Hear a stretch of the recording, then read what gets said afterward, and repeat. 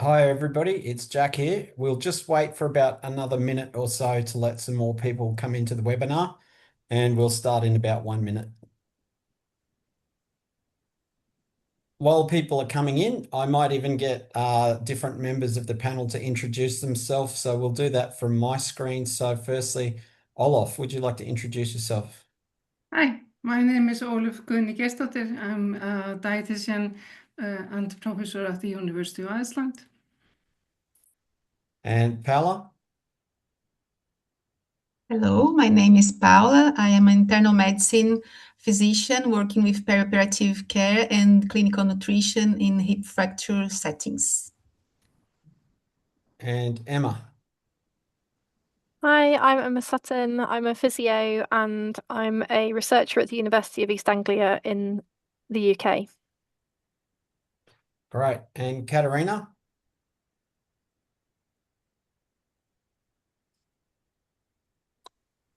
Hi, I'm Katerina. I'm from Greece. I'm an educator and I work for the FFN. Welcome. Thanks, Katerina. And Freddie? Hi, I am Frede Frihagen, orthopedic trauma surgeon from Norway. Great. And if people are happy to introduce yourselves on the chat, you don't need to say your hospital or anything, but we'd love to know your name and which country you come from. If you haven't been to any of these sessions previously, yeah, we do like to try and get some communication happening through the chat. And this time we'll also be happy to have people in different stages. If you did want to raise your hand and interact at some stage, just feel free. We want this to be a reasonably interactive session. So this is our last session in the Simpler Actions for Better Nutrition and Better Outcomes series. And today we will be talking about implementing the simpler steps for better nutrition and better outcomes in your setting. So not just somewhere else, hospital, but where you work, whether that's in hospital, whether that's in a rehabilitation setting, in the community or in residential aged care homes, or in policy and politics. We look forward to having you involved here today. So next slide. Thanks, Katerina.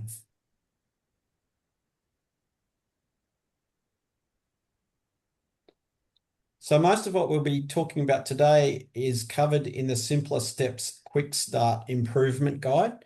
And so we've got these in a number of languages translated already, but if you're from a different country than those that are already translated into your language, please let us know. We're currently translating into Swedish and a couple of other, and some other languages as well. So please, if they're not available on the website there, let us know because we're more than happy to translate into different languages.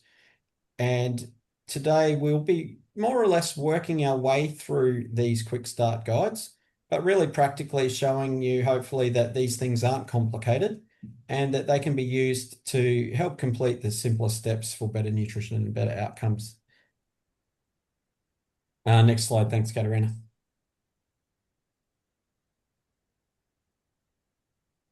And thanks for those who are putting in your names and countries. That's great. So if you've been to any of the other sessions, you'll note that we've focused mainly on the top 5 and then integrated discussion about the 6th one, which is post-discharge nutrition planning, into especially the 2nd and the 3rd discussions. So today, what we want to do is go through individual examples of what might be able to be done in different settings to do one or more of these simpler 6s. So the first thing I want you to do is think about what's happening in your setting and where you think the gaps might be for any of these, and just pick one. And what we'll do is I'll flip between the received oral nutrition supplements example, because that's where the strongest evidence lies. And I will also flip between that and received nutrition information, because that's where one of the biggest gaps between evidence and practice happens. So for example, we are getting much better at giving people oral nutrition supplements in line with the evidence, but most people don't actually know what they're for. They haven't received any nutrition information and they aren't aware of their nutrition risk status. So there's a lot of wastage and we're not getting very good adherence or the proportion of people taking supplements who are providing them. But just take a minute or two now and think about if there's one thing that you'd like to really work on over the next little while, whether it's fasting, avoiding fasting, improving the number of people who are aware of nutrition risk or receive information, whether you'd like to improve the proportion of people who receive high protein foods and fluids or oral nutrition supplements, or have a post-discharge plan. And once you've had a chance to think about it, we'll give you about 1 or 2 minutes. If you could possibly, and I know it's hard for some people on mobile phones, but if you could possibly type into the chat which one your favorite one is that you'd like to talk about today. So just, you don't need to get the phrase perfectly, but just for example, it could be ONS for supplements or high protein foods or information.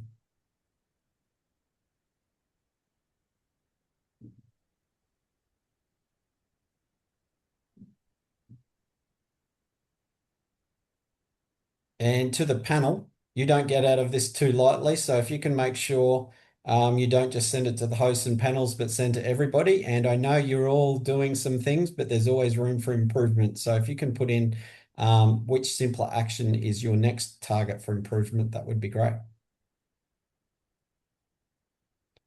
Okay, so we've got a couple of nutrition informations already. Thanks to Annie and Vicky and Kaylee also.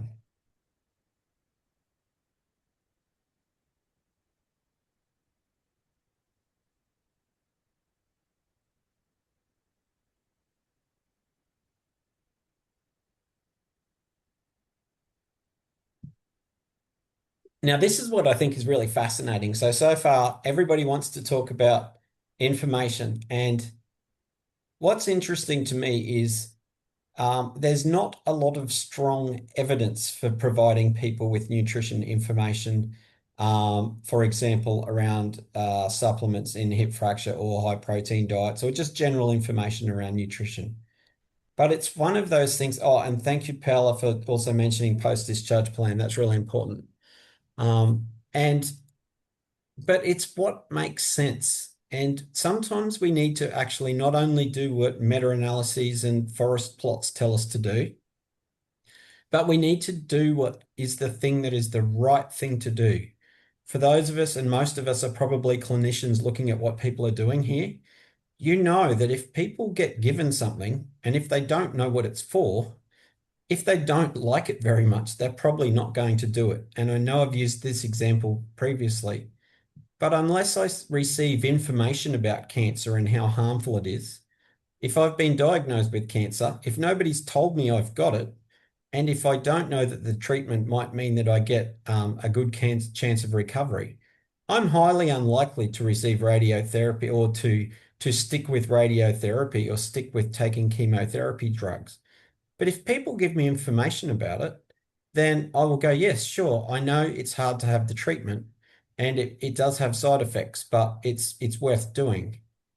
Now, nutrition is, malnutrition and sarcopenia are one of the strongest predictors of poor outcomes after hip fracture.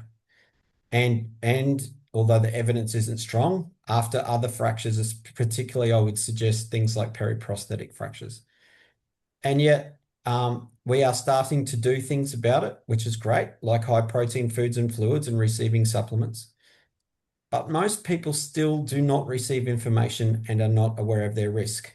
So I think we'll continue working on information as we've seen there, and we'll make that a bit of a focus on today, and also make sure that we provide some examples about post-discharge nutrition planning as well. So thanks for everyone who's put some of that in the chat. That will help shape up how we do this discussion today. So if we can go to the next slide. Thanks, Katerina. And hosts and panelists, if you have any other questions or directions or thoughts, just feel free just to pop it in the chat under hosts and panelists as well. Okay, and there's one from Olaf as well. Should overweight or obese patients have ONS as well? So maybe we'll have that. I'll make sure we introduce that somewhere as well under the information section. So I'd love to know if people already have an improvement team, just write down maybe in the chat, have, and who's in your team for Simpler. And it doesn't need to be a big complex team, as you'll see here. It might just be, as we heard in the earlier session today, it was a lovely example of somebody that all they had that were motivated was a nurse and a dietitian. But that's a start. And then pretty soon, I'm pretty confident they'll get a doctor or a medical doctor, a surgeon on board, or a physio or someone. But you know, 2 to 4 people is enough to get started, just to start doing something. And then as you get something happening, then you can get more. Sometimes having a great big committee is actually not that helpful. It can be, for example, if you're doing policy work, but even then, sometimes if they get too big, it can be a bit hard. So if you can think about, if for that thing you wanted to improve, let's say it's receiving nutrition information. Have a think about, let's stick with nutrition information here if you don't have an example in mind, but if you do, I'd like you to put that in and just let us know. But who could join an improvement team in your hospital or in your community center or in your nursing home or wherever you work to actually help improve the proportion of people? And that can be patients and carers, or it can also be staff. So if you're an educator or an academic, you might be able to think about, for example, if you're in medical education, how could you actually get the concepts of Simpler into your medical education programs, and who would you need to include in your Simpler improvement team? I'll give you a minute or two to think about that, and then if you could put some examples down in the chat, that would be great. And thanks, Vicky. I see there you've got Kaylee and you currently, and hoping to get a dietitian involved too. So that's great.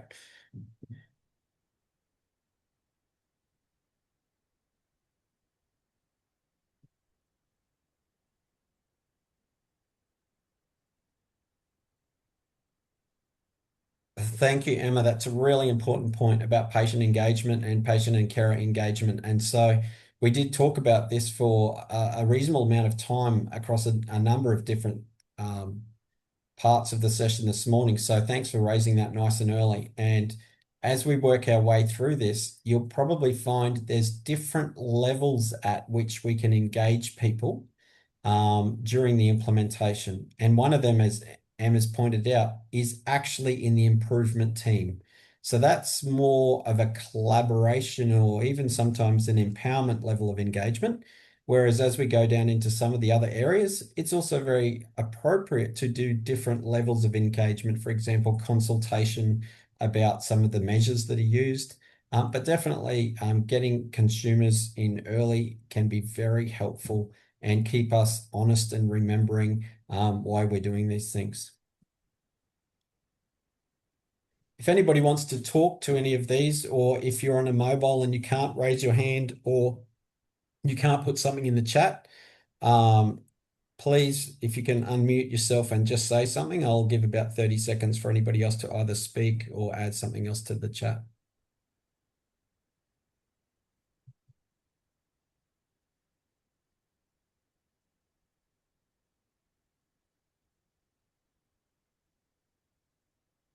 Okay, so we might move on then. And so my final summary on this slide would be that your Simpler improvement team doesn't need to be complicated. So if we can go to the next slide, please, Katerina. Then the next step is to confirm who should receive the Simpler 6 action. Now, we have these written in each of the single page quick start guides. But when it comes to receiving information, in my hospital and in the many different hospitals I've visited and spoken to over the last year, and even in the last couple of weeks, it's clear that anybody, and if you look at the evidence-based guidelines in the care standards, so Norway has just released their updated hip fracture clinical care guidelines, and they include the need to provide people with information. So that's taken straight from the Simpler. And I know there's a couple of other countries that are updating as well. If you look at the Scottish hip fracture guidelines or the Australian New Zealand hip fracture clinical care standard, they all say that anybody with a recent hip fracture should receive information. They should be aware of their diagnosis. So they should receive information about their risk if they are they are all at risk because they have a hip fracture. And if they've also been diagnosed with malnutrition, they should be receiving information about that. But they should also be receiving information about their treatment options so that they can choose what they actually want to do, and they have the information necessary to help them decide whether or not they want to continue with a treatment that is a demonstrated treatment. For example, oral nutrition supplements. The latest Cochrane review shows it can reduce risk. It can reduce risk by 50% mortality, which is astounding. And the same for delirium. And a couple of other meta-analyses show delirium and serious adverse events, quite extraordinary risk reductions associated with the simpler actions when they're adhered to. And for that to happen, people need to receive information about nutrition. As well as those with a hip fracture, anybody else who's screened at risk of malnutrition or is diagnosed as malnourished. And so over the next couple of years, I'm hoping we will get some more information about those really vulnerable fragility fracture groups, like those with periprosthetic fractures.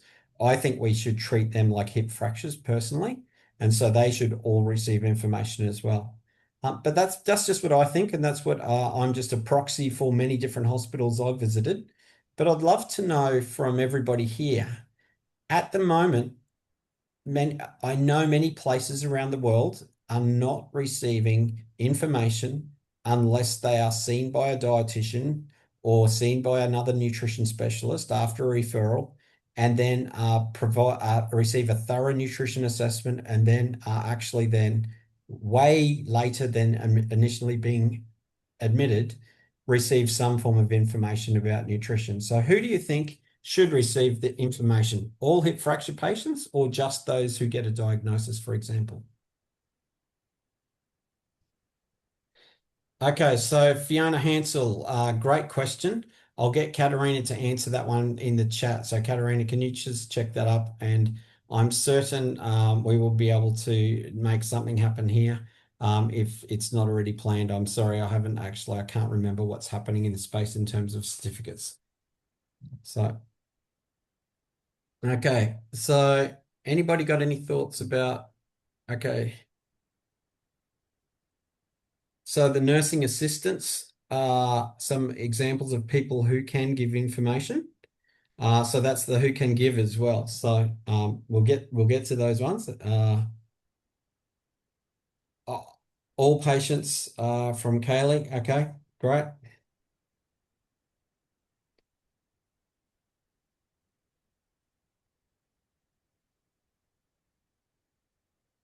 I would love to know, does anybody disagree with myself or others that although the evidence is not super strong, it makes sense that if we're giving people supplements, they should receive information about what they're for. I'm very happy for you to put that in the chat, and we can start a nice robust discussion here.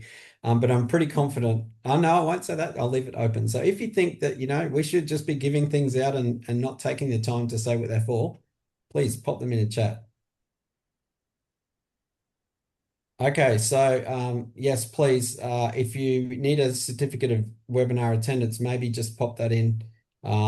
Actually, Katerina, can you just clarify? I know you've got everyone's emails, so perhaps the easiest thing to do is we can just make sure that we can get those sent out afterwards.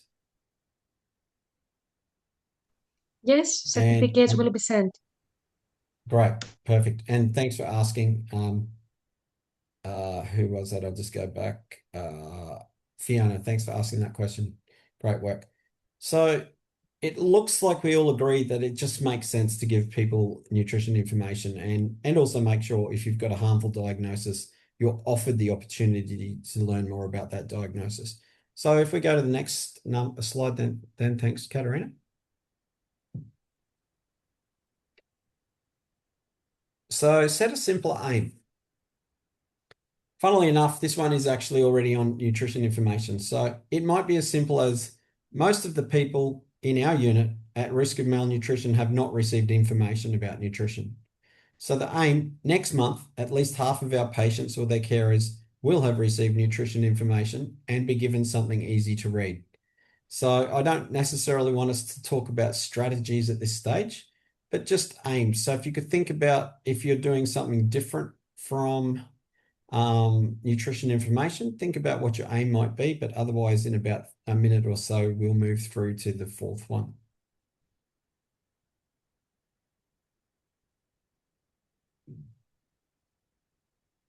Did anyone in the panel want to say any comments at this stage? You don't have to. We can just keep moving forward if you'd prefer. So Katrina Gordon, yes, definitely. Nutrition advice and information could be something that's provided via a fracture liaison service. And so I think the FLSs, we haven't spoken too much about the opportunity for nutrition screening for non-hip fracture patients, but definitely a lot of fracture liaison services are introducing screening tools for high-risk groups such as frailty and also for malnutrition. And so depending on where you live in the world, there are a number of different screening tools that can be used, but I do think a nutrition screening tool in an FLS is a great idea, and it probably wouldn't be a bad idea to consider doing something like the clinical frailty scale or another frailty score as well if you're doing an FLSs too. Yeah, great. Okay, so thanks, Vicky, that you do that. So calcium and all around good dietary requirements. And Vicky, that's a really lovely point that you make. I know in Australia and in conversations with some other countries, we are not particularly good at making our older people with multi-morbidities aware of the fact that what is healthy changes over time, and that perhaps some foods that might have been a problem previously when people were trying to lose some weight or manage their weight or lifestyle-related diseases, but then comes a point at which maintaining muscle and maintaining adequate energy intake through maintaining muscle through adequate energy and protein intake is actually really important. So yes, so Katrina, yes, please shoot me an email in early June. I'm away in Ireland. I'm very close. I'm flying through Heathrow soon, and I'm doing some site visits in Ireland. So maybe we can catch up. I'll be in Edinburgh, and a few of us actually from this team will be in Edinburgh also for FFN in Edinburgh. So there's a free plug for FFN there for people if they want to come in Edinburgh. Maybe Freda, can you find the dates and put a link into the chat for us as well so that people can see that? It's a good bit of free advertising. Great. But please, Katrina, call me anytime from June. Send me an email and I'd love to catch up. So that's the simple aim. And let's maybe now go through to the next slide, please, Katarina.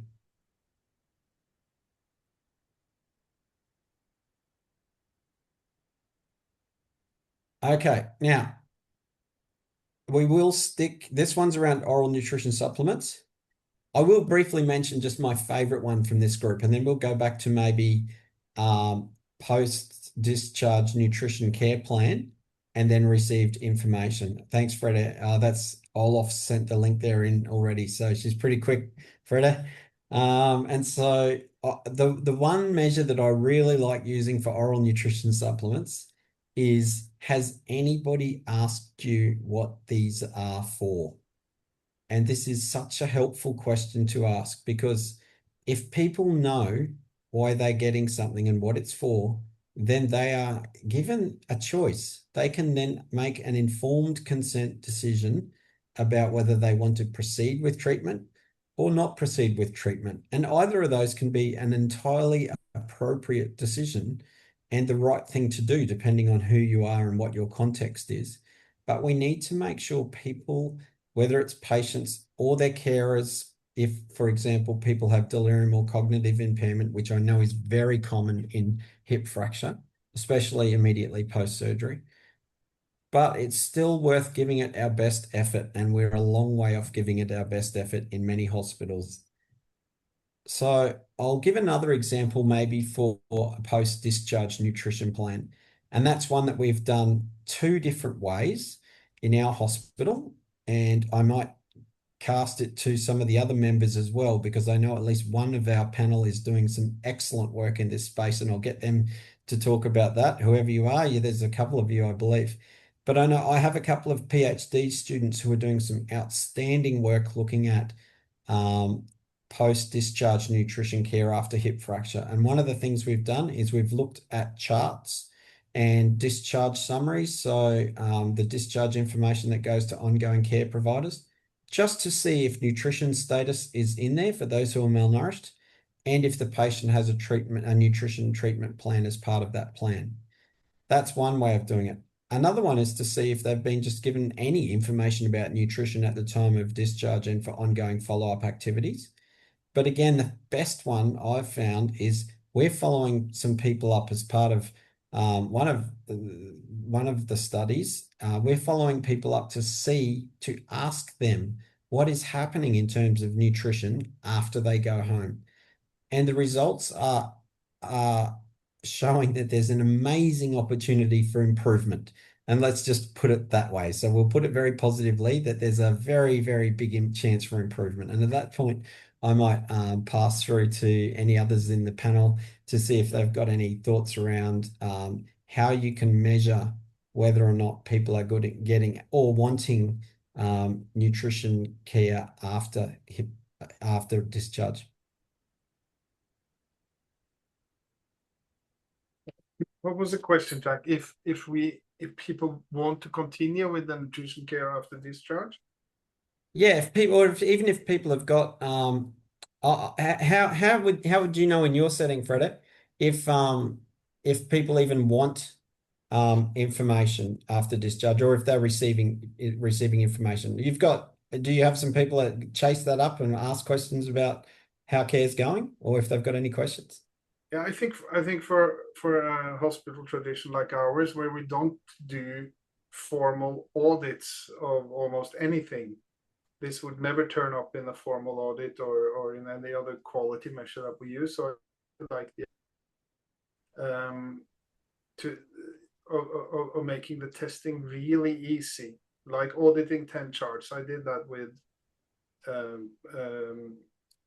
10 with 10 discharge notes for 10 consecutive patients just a couple of weeks ago, and there was no mention in any of them of a nutrition plan after discharge. And then we don't need a huge big survey. Then we know we're really, really bad at it.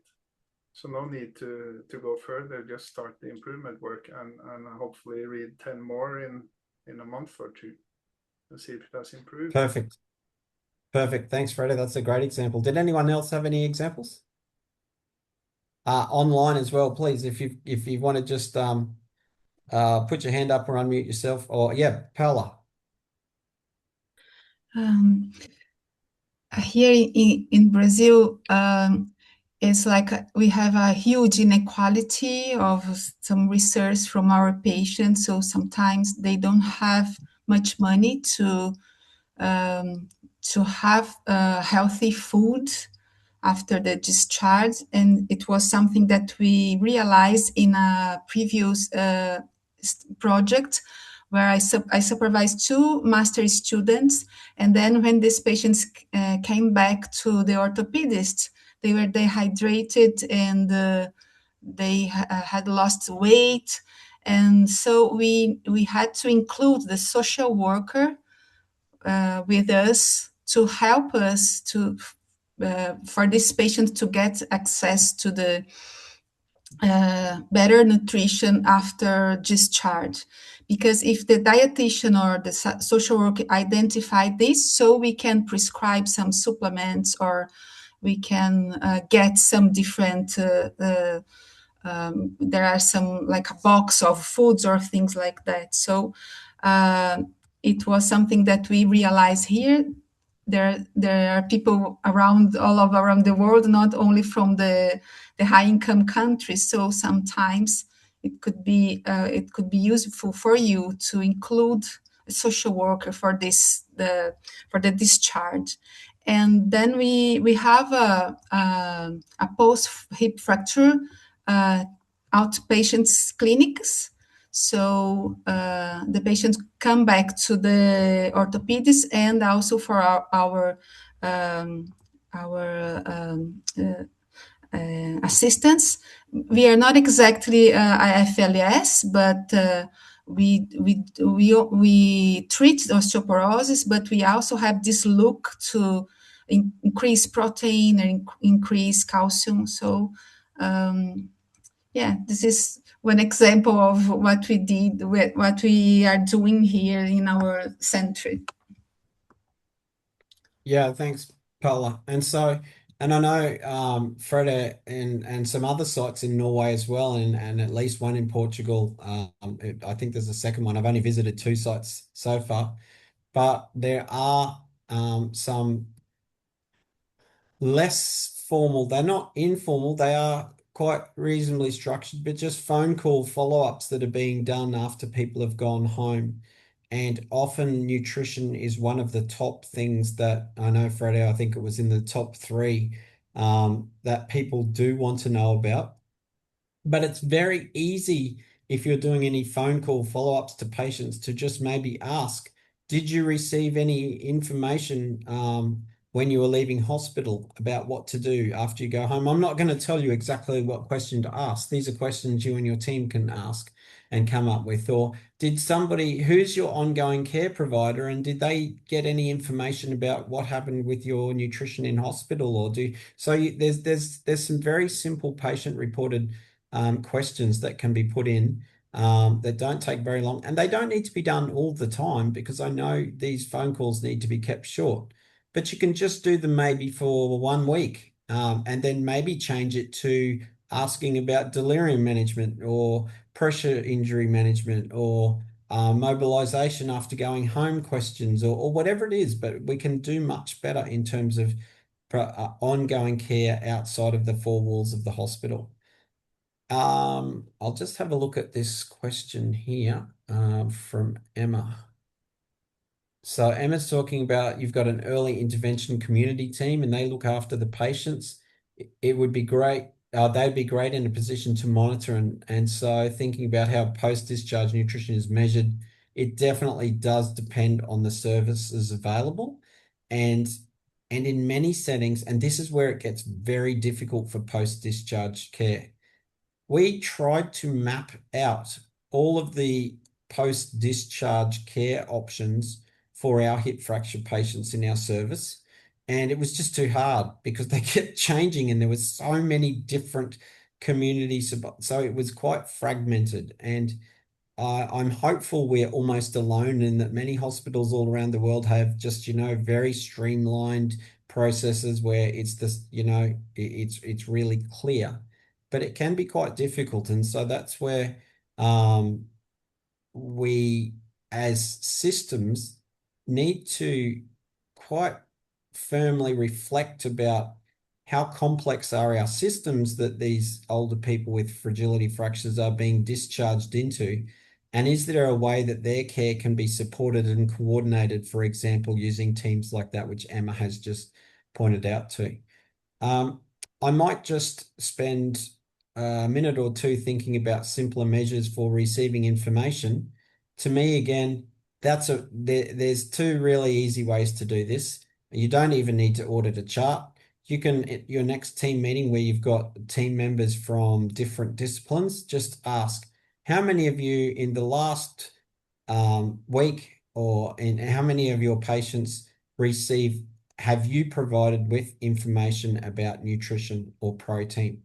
And so, for example, if it's very few people across the team, say that they talk about protein, or I would say talk about protein and energy rather than just nutrition, because we're trying to look after muscle and bone.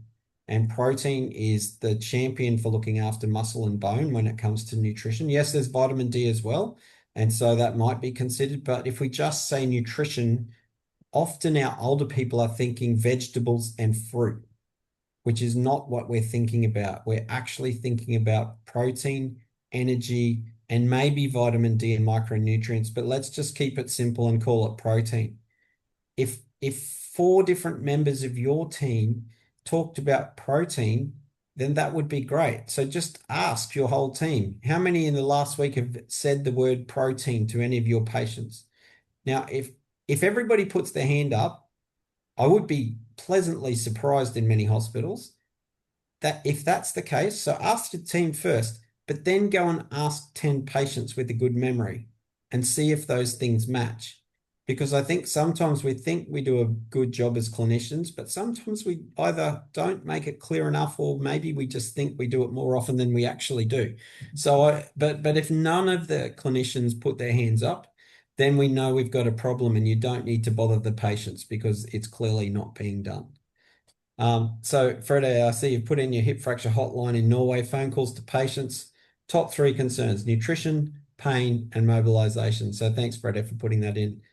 Katarina, I might get you to go to the next slide now.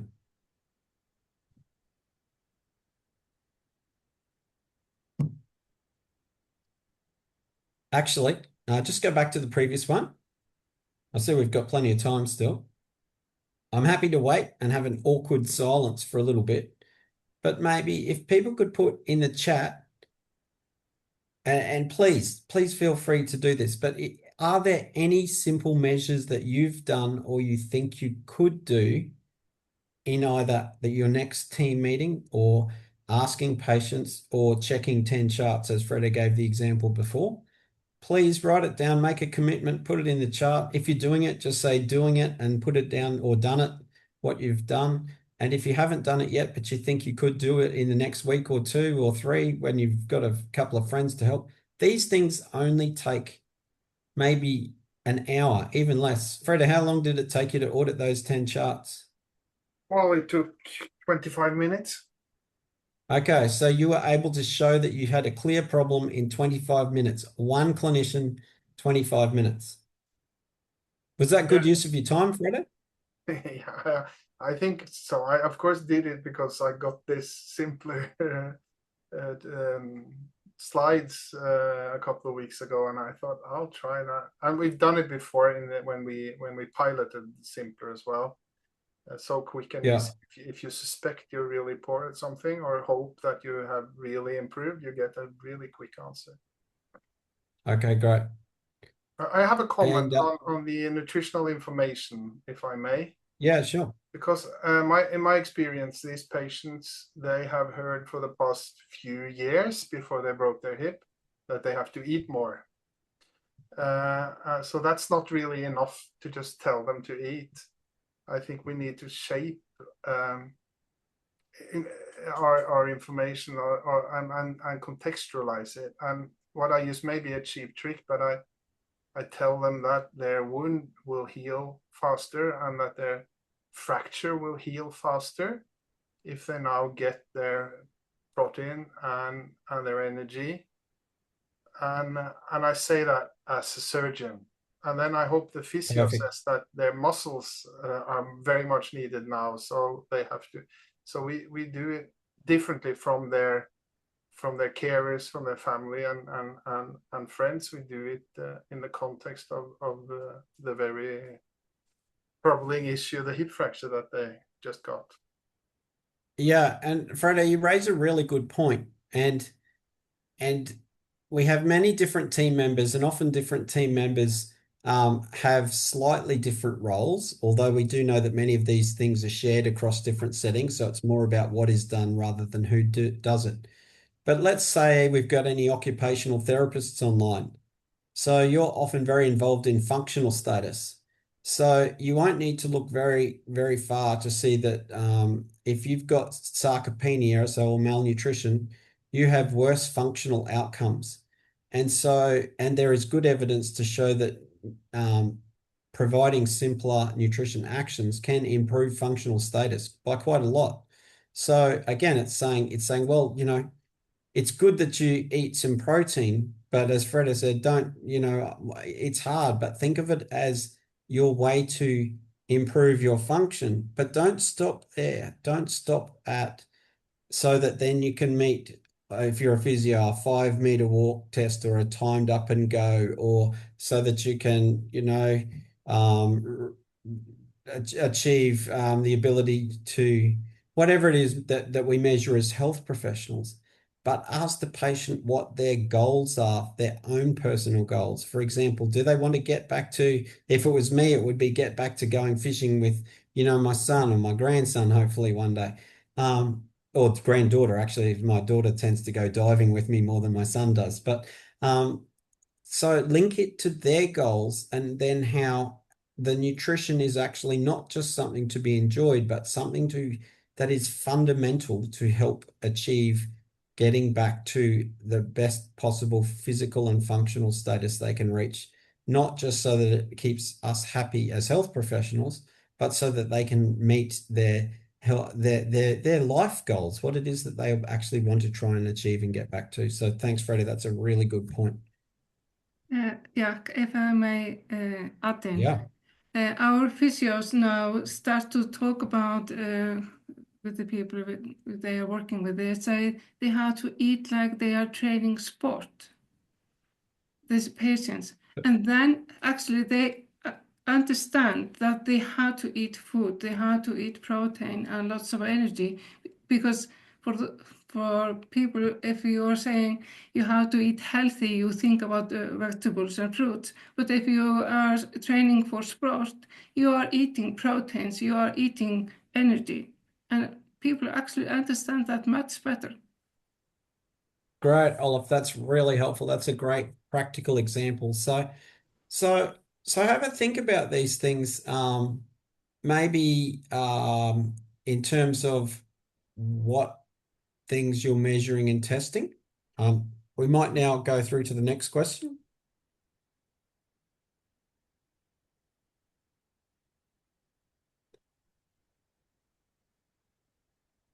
Sorry, Katerina, if we could go to the 5th slide. Thanks. Okay, so here's where we can definitely have some hopefully good juicy discussion.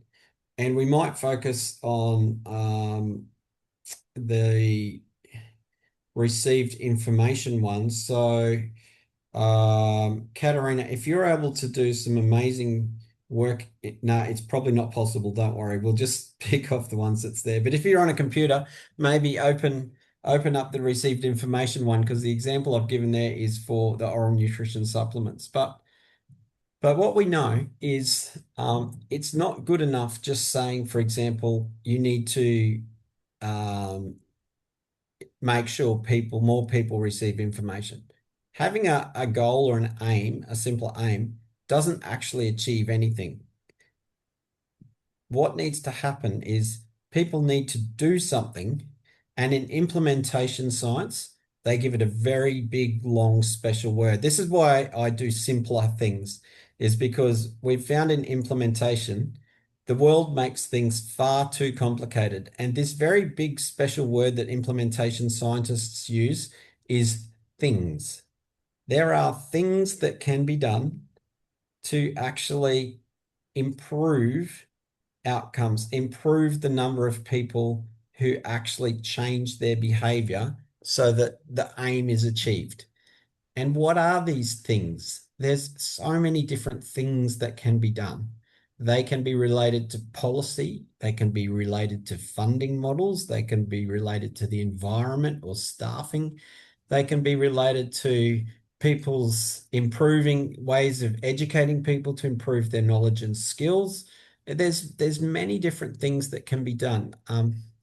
So it can be modeling behavior. And so we heard a great example from earlier today about people who go and show and demonstrate a behavior that can be done, so that then others can see that, oh, if that person's doing it, maybe I should too. So let's talk about received nutrition information. What are some of the things that could be done so that more people provide nutrition information to patients, to carers, or to healthcare workers about protein? Let's just stick with protein for now. We can call it good nutrition if you want, but I'll just go with protein. What things can be done? I would like a bit more chat, if at all possible. If so, maybe we can lead by the front from the panel here. What are some of the things that you're already doing or can be done? I might start with one from me. We're running these webinars. That's a good start. Yeah, because this is making sure people are receiving information. And I'll tell you another one. We've actually just uploaded the simpler module, which includes 6 units that are developed by people all around the world that give a little bit more detail than what we're covering today and on the previous 3 webinars. They're all available for free on the FFN website, and they've been very carefully designed with a lot of behavior change science in behind them. But we try not to make it boring, so we didn't actually tell anybody that. It just seems to make sense. So they're 2 of the things that we've been doing at the, I guess, outer setting level to improve the proportion of people who are receiving information. But let's hear from some of you. Emma's put something in here by the looks of it. So are these some examples of changes that could be done? Put patient stories. I love patient stories, Emma. And if anybody hasn't seen it, I'll stop talking for a minute, and that'll mean that somebody else in the panel has to talk for a little while. And I'm going to Google the ANZ Hip Fracture Registry, and I'll put a link to that into the chat, because the report for the last year gives some amazing examples of both patient stories and healthcare team stories, including some around simpler nutrition care. And that is fundamentally important to drive change at the policy and funding level, at our national government level and our state government level, as well as driving teams to politely compete with each other in a really nice way, so that we can continue to encourage one another and support one another to do better. So rather than just having lead tables of who's doing the best in particular metrics, we have those lead tables, but then we have the story sitting beside them. And so maybe somebody else can talk to the rest of Emma's, or maybe Emma, you can come on and talk about your second one and anything else. And I'm just going to stop talking for a bit to give my voice a break and look for this file. Thanks, Jack. I guess, yeah, I love the patient stories too. And I love it when they come up on the hospital website or on a report, an official report alongside the data. It really gives context, and it's a good way of delivering the information in a way that people can understand. And I just thought, I don't really have any experience of this, but it just popped into my head. I just wonder if little information stickers might be something that, the patient could be sent home with them, and they could pop it on the fridge door or in some prominent place that reminds them, oh, I've got to think about this, and it's a reminder, but it also has information in it about what is good food. And like Olaf said, what food do I need to think about getting back to that sporting or have that mentality. I'm not eating for health, but I'm eating to do sport, and I need to fuel my body to be able to move. So that just popped into my head.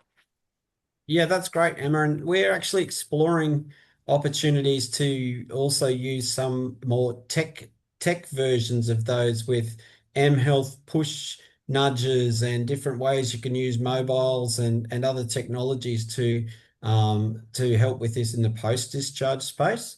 And I know there's some others that are doing some work in this space already in different areas. I'm not sure if it's happening anywhere in fragility fracture or hip fracture yet, but definitely there's the good old-fashioned magnet on the fridge, the handout, the piece of paper, but then also we can do much better, I think, at using technologies, whether that be to people's mobiles or better integrated systems that help with providing information at point of discharge planning and pushing that through to GPs and others. So yeah, that's a really great help there. And Paula.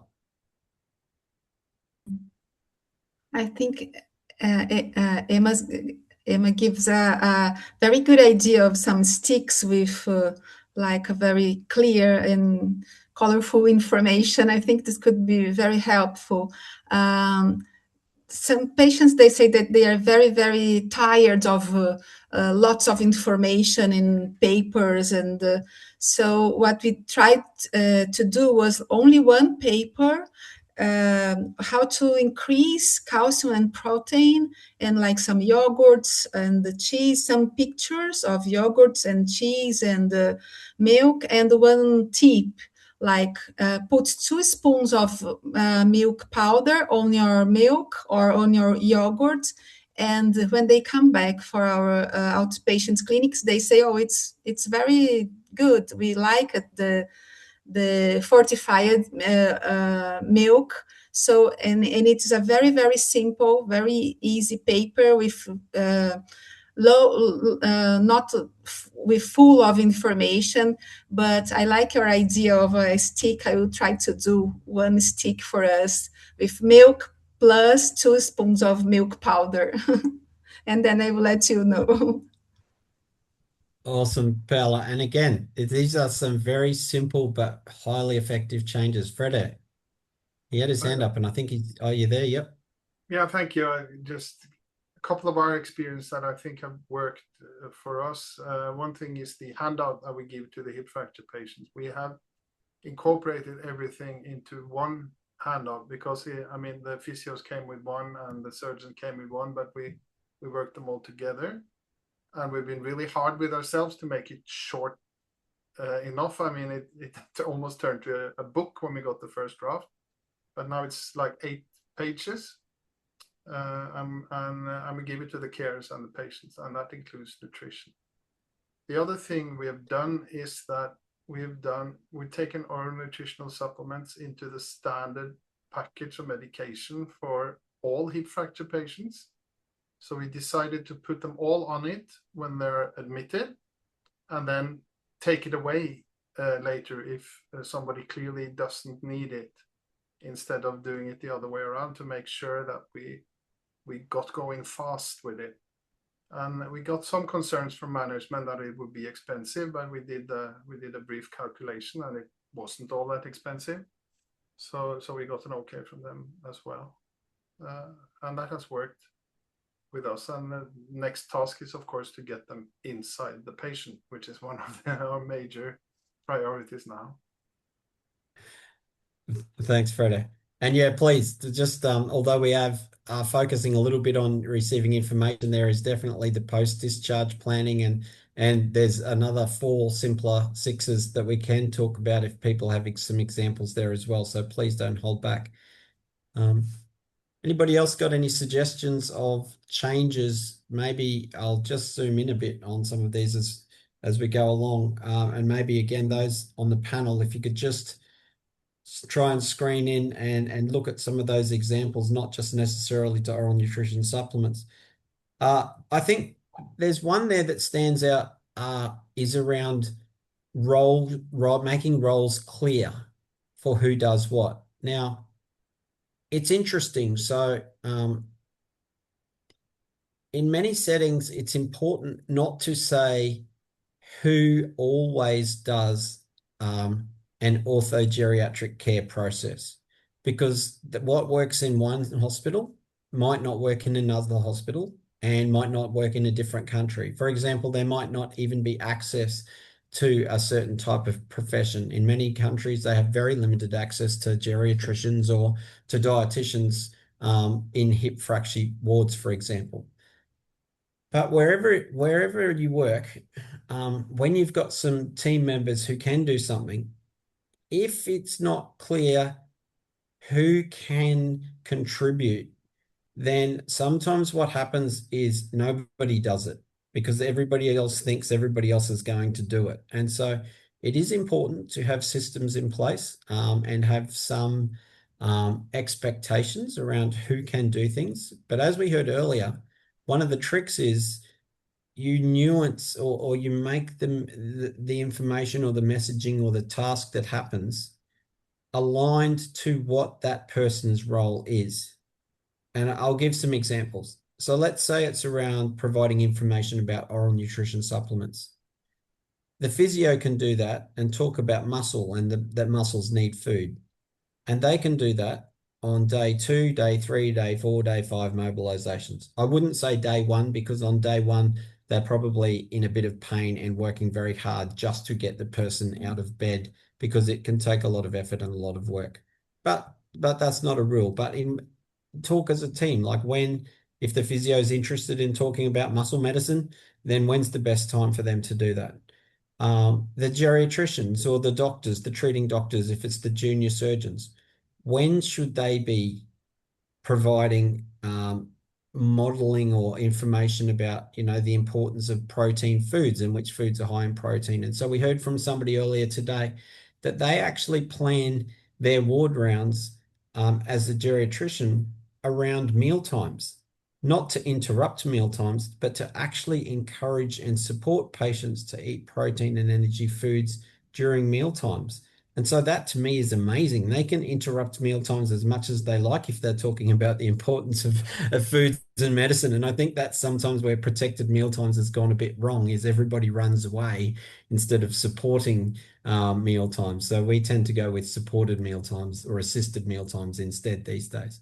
So that's another example about making sure that roles are clear, but it's not just saying only this person can do it or that person can do it, because that depends on context. Reading through those prompts or any of the others, do any of the other team have some ideas? Now, there's also, while people are thinking or putting something in the chat, there's also some questions in there about resources. And so our next step, now that we've got these simpler 6 quick start guides up and running, part of what I'm doing at the moment is actually going around different hospitals and getting ideas off people about what they're doing. We will then get a list of different resources, hopefully where people are willing to share, where we can link to them or upload some best examples. We don't want to have a million different things up on the site, otherwise it just gets too lost. But our plan is to provide examples of resources, whether it's policy, whether it's guidelines, whether it's funding applications to make it easier for people to access oral nutrition supplements after discharge, whether it's education materials for patients, whether it's PowerPoint educations for staff. Our plan over the next 6 to 12 months is to actually develop some great resources and put them up on the website. So, pardon me. So that's our plan. Please let us know in the chat if you don't think that's a good idea. Otherwise, we'll aim to do them in a few different formats. The other thing we're thinking of doing, well, I've already started doing some videos, is we'd also like to set up some YouTube mini sites.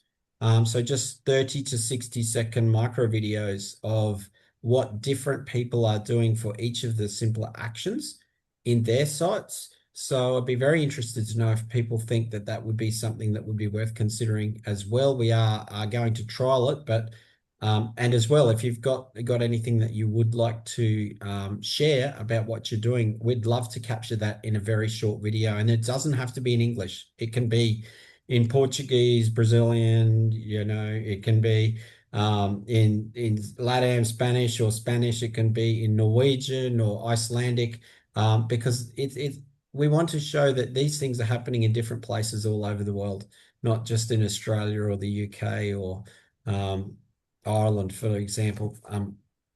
Great. So any other thoughts or comments?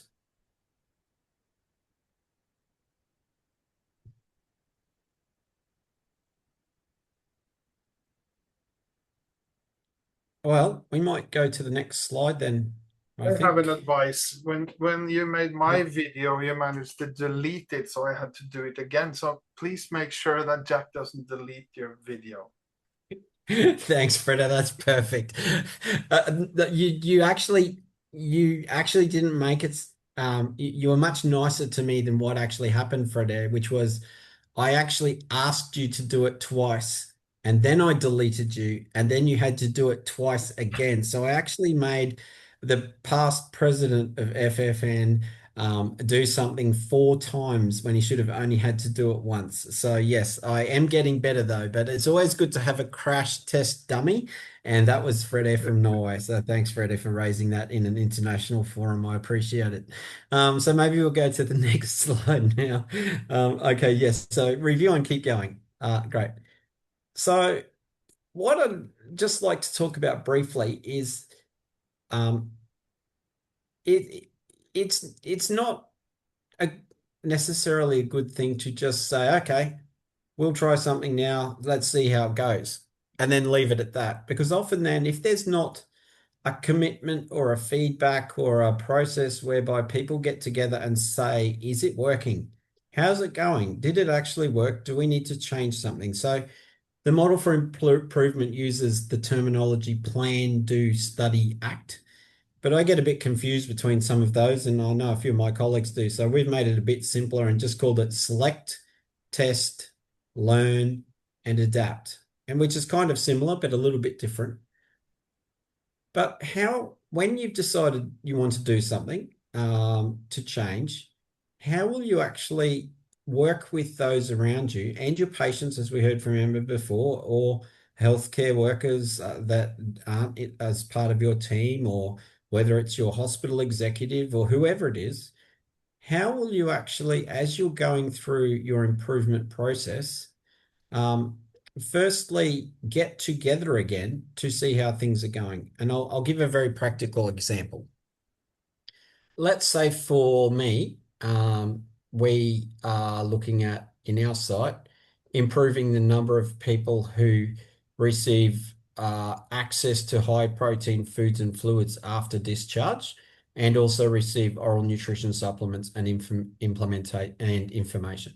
So we're planning on co-creating a little clinic to do that. Now, that's a very complicated example. It's a big example. But so I don't want to go into the big example. But let's say we've started doing it and we want to see how it's going. Then the best thing we can do as a team is once a week, let's get together over coffee at 11 o'clock in the morning on a Tuesday and talk about what we've done in the last week. What worked well, what didn't? What do we need to keep doing? What do we need to abandon? And what might we be able to change? And then importantly, who else do we need to go and talk to see if any of these changes can be made or sustained? And so to me, as we're going through that process, a very practical thing is I might need to have ask my wife if I can use a little bit of extra money to buy coffee for everybody on a Tuesday morning at 11 a.m. But it's a nice way of getting everybody together and to talk about those things. So have a think about, in your setting, if you're committing to doing something, how are you going to keep your team engaged? How are you going to engage others to actually make sure the change isn't just a project? I work in hospitals. I've worked in hospitals for 30 years, and about every 3 to 5 years, I see so many projects that people do, and they have this great idea and they're going to do it. And I've seen the same project happen 6, 7, 8 times over 30 years, exactly the same project, because it's not sustained, because people aren't engaged and go through this plan, do, study, act, or select, test, learn, adapt. And it needs to be continuous. And that's why it's called continuous improvement. Now, that doesn't mean you need to do 11 o'clock on Tuesday meetings for the next 20 years. But how will you engage and then embed it so that it's part of usual practice? Has anybody got any examples about that? Maybe not that complicated, or maybe I've just made this all too complicated. So let me know what you think, and we can move on if necessary. I'll just read Fiona's note here.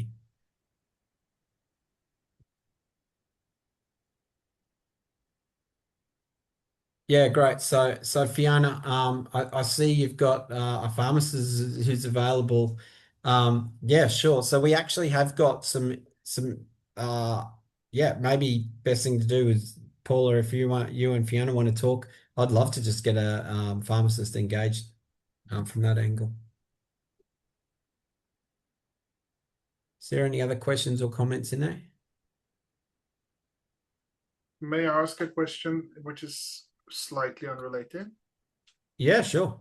When we started giving oral nutritional supplements a few years ago, it seemed like the standard was to give 200 milliliter bottles 2 or 3 times a day.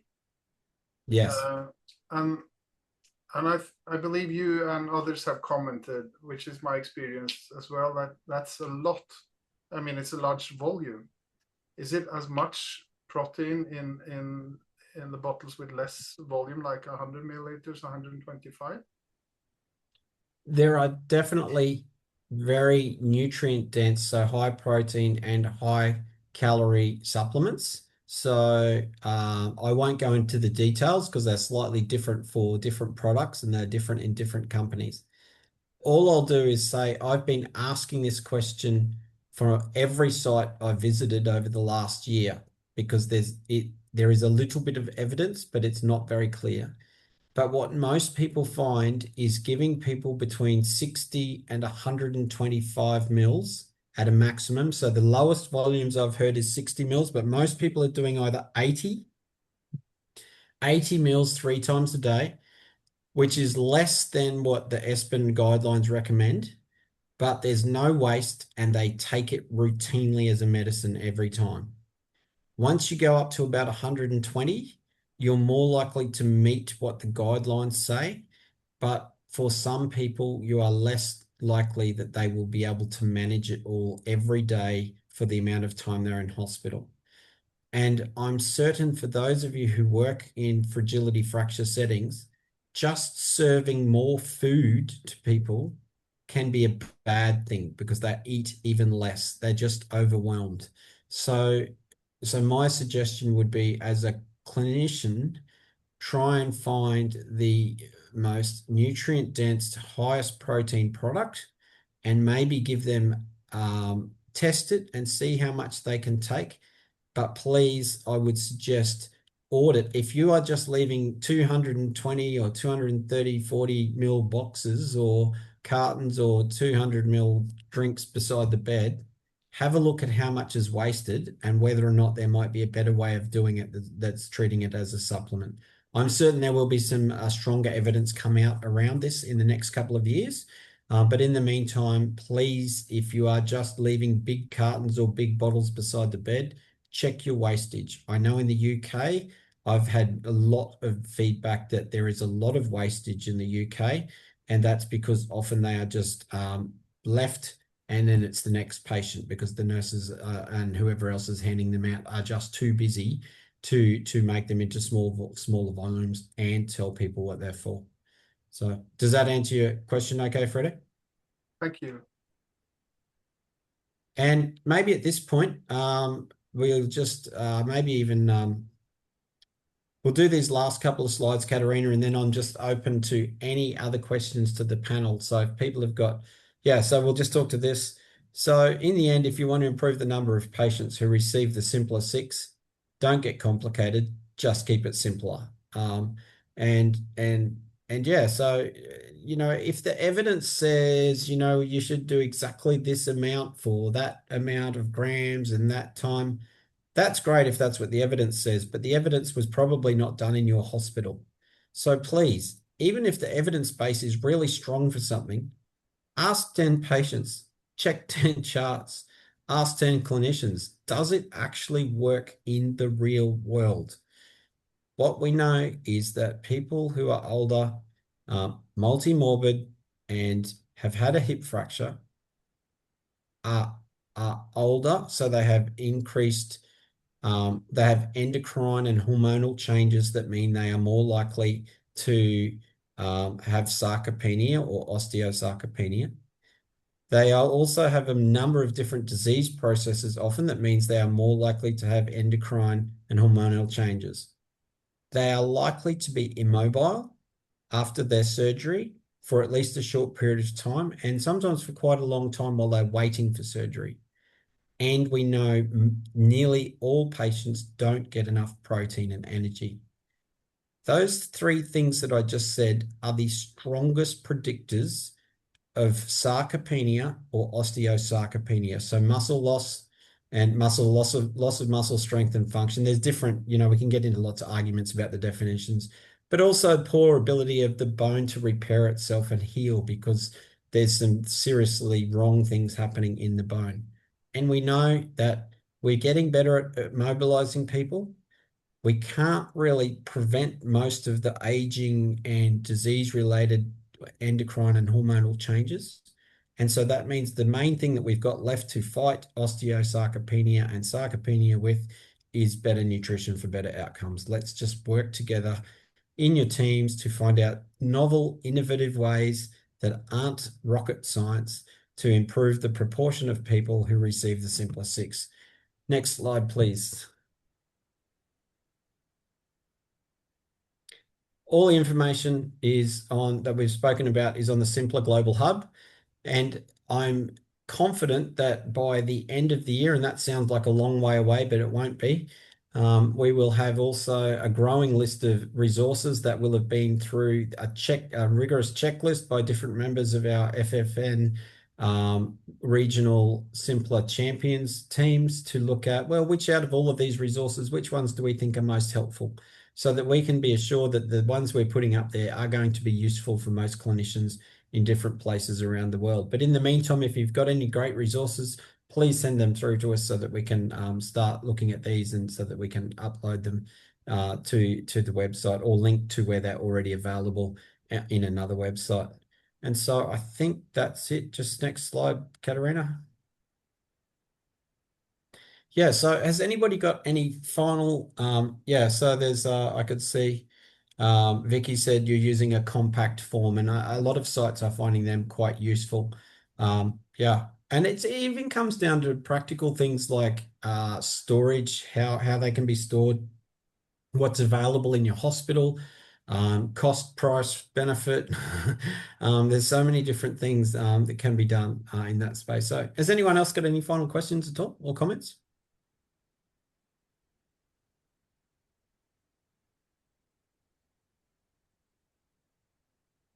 There's a shake of the head from the panel, and it doesn't look like anything else is coming through. So I might gift back. I'll just double check here to make sure there's nothing else. I might gift you back almost 20 minutes in your day to get back to your patients and whatever else you're doing at the moment, wherever you are. But finally, I would really like to thank the panel members for coming in today again, and just for all the work that you do behind the scenes to make things simpler. And so thank you, and the people who've been on the panels in the previous sessions as well. So Katerina will make sure that you all get the opportunity to get a certificate, and if there's any other questions or comments, please feel free to flick them back to the FFN communications email that you've got a copy of. And otherwise, I really hope that we can get to see you in some of the Fragility Fraction Network regional meetings this year. Oh, there's a final procedural question. Okay, great. So Phoebe, do you want to just speak to it, or the 10 people sample? What's your question, Phoebe? How was it chosen? Okay, so sampling for 10, I would definitely call it a convenient sample. Now, there might be some of you that are surprised to know that the hospital I work in still has paper charts. So we don't actually have medical records. So if I was doing the check 10 charts, it would be whichever 10 charts I could actually get my hand on, because it can be very hard to get paper charts. They're always on the orthopedic surgeon's trolley. Sorry, pretty hard to get you back there. But yes, look, so, and as far as the 10 patients, the reason we've chosen 10, it's just because it's an arbitrary number. What you'll know, and you will have received, is links to the actual quick start guide. They're not just PDFs, they're available in PowerPoint format. So if your team, for example, has the capacity to do 15 and you want to do 15, you can change that. You can change any of these resources and make it your own. But why did we choose 10? Because a whole lot of clinicians who work in the field every day thought that if you ask 5, it's probably not enough. If you ask 20, it's probably wasting too much clinician time. But as Freddie said before, if you ask 10 patients, well, he said ask 10 clinicians, but if you ask 10 patients and if none of them get it, then you probably don't need to get any more.